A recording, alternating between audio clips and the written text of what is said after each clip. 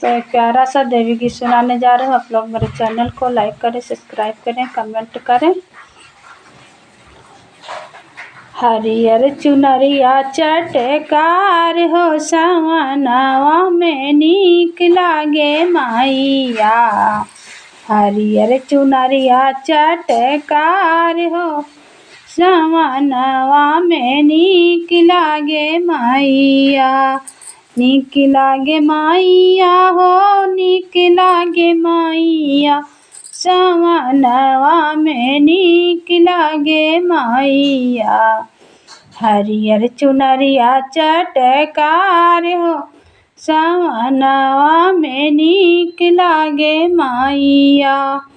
चुनरी पहिरी मैया गईली बजरिया। चुनरी पहिरी मैया गईली बजरिया।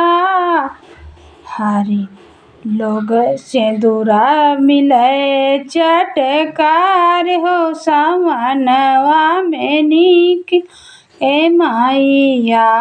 सिंदूरा मिलेला चटकार हो, सवनवा में निक मैया।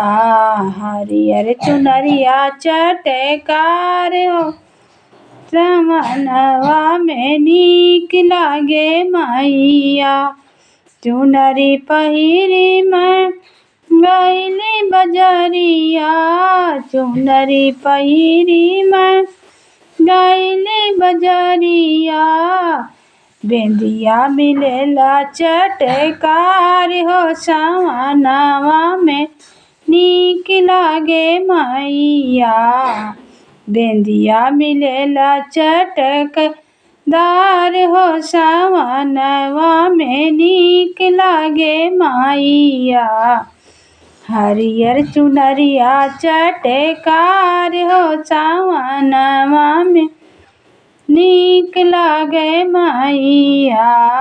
हरियर चुनरिया चटकार हो, सवनवा में नीक लागे मैया। चुनरी पहिरी मैं गईली बजरिया। चुनरी पहिरी मैं गईली बजरिया। कंगना मिलेला चटकदार हो, सवनवा में नीक लागे मैया। चूड़िया मिलेला लहरदार हो, सवनवा में नीक लागे मैया। चुनरी हरियर चुनरिया चटकार हो, सवनवा में नीक लागे मैया। चुनरी पहिरी हम गईली बजरिया।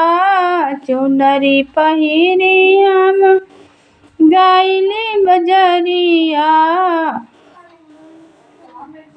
पायल मिलेला लहरदार हो, सवनवा में नीक लागे मैया।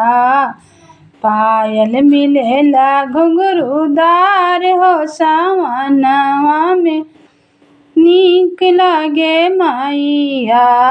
हरियर चुनरिया चटकार हो, सवनवा में नीक लागे मैया।